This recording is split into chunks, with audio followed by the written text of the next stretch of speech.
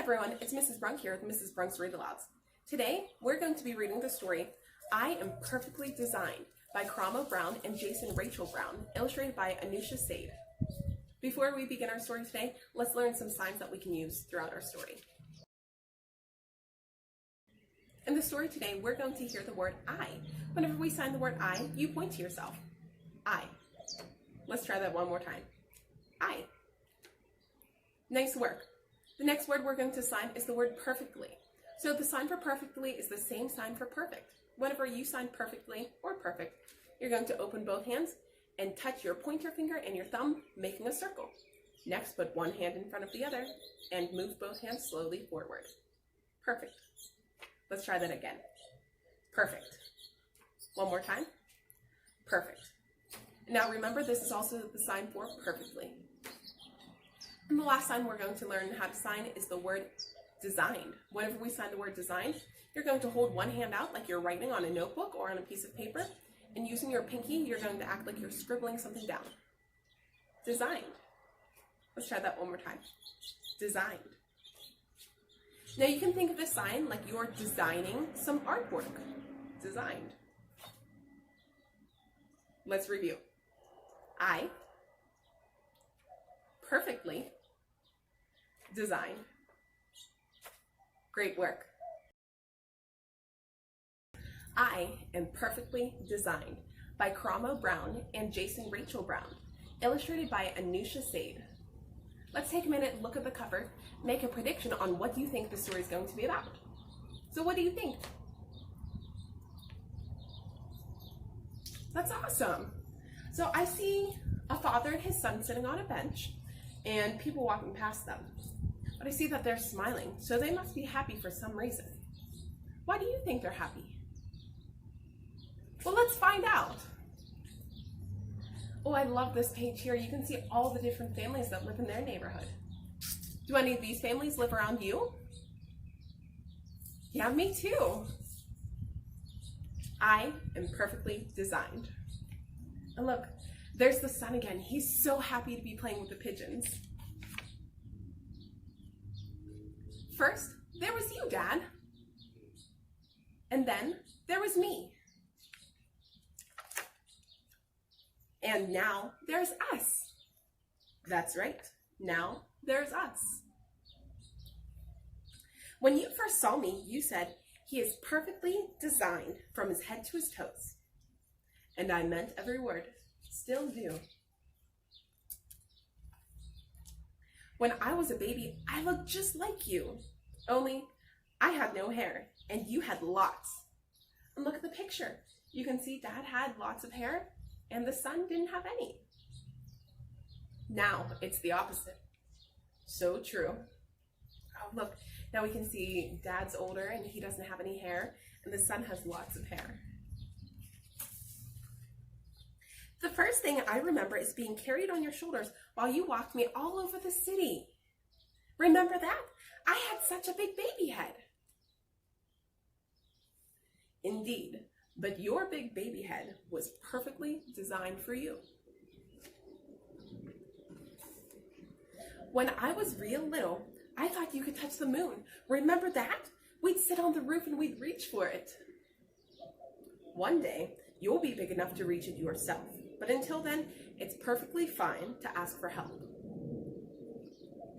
Wow, that's a nice reminder. No matter what it is, it's perfectly fine to ask for help. Remember when we went to syrup and waffles for Halloween, Dad? I do. That was awesome. I wonder what we'll be this year. Do you like to dress up for Halloween? What do you like to dress up as? That's a good one. When I run in the park, jump in the park, climb trees in the park, and pretend I'm a statue in the park, you remind me I am perfectly designed to explore the world. You are, and you always will be. Do you like to explore? You do? What do you like to explore? That sounds so cool.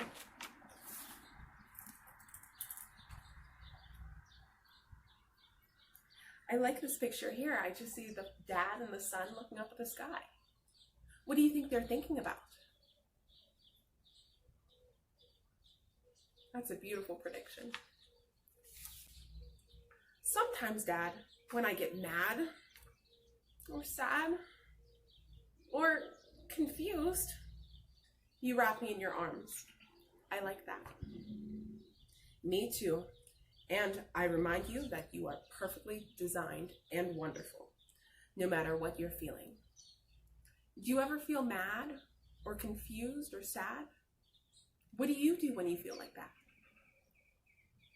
That's a great thing to do.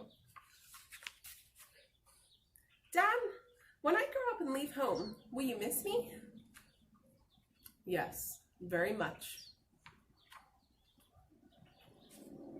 Will you go into my room and play with my race cars and stuffed animals?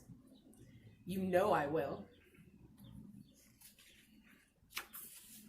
Will you sit on the fire escape and feed the pigeons like we do in the summer? The pigeons and the sparrows. Will you remember our favorite moves? I will, and I'll invent some new ones too. Dad, will you always think of me? What do you think? Is his dad always going to think of him? Let's find out. Always. You know what, Dad? What? I will always remember walking through the city and sitting on your shoulders. And maybe when you're older and I'm taller, I can carry you on mine because we are perfectly designed for each other. That's right.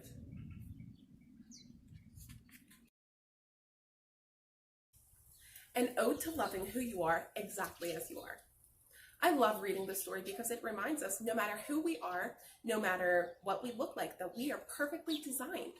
For example, we read that the son in the story thought he had a big baby head. Now, normally, if someone says you have a big head, that might make you feel sort of bad. But did the son feel bad in the story? No, he didn't. Why not? That's right, because his dad reminded him that he was perfectly designed. So maybe next time someone says something to make you feel kind of bad, just remember, it might not matter what they think, just as long as you know that you are perfectly designed the way you are. My question for you today is, why are you perfectly designed? For example, I might say that I'm perfectly designed because I like to make people smile. To see my example and to do some activities that reminds us why we are perfectly designed, you can go to my Instagram at Mrs. Brunk's Read Alouds.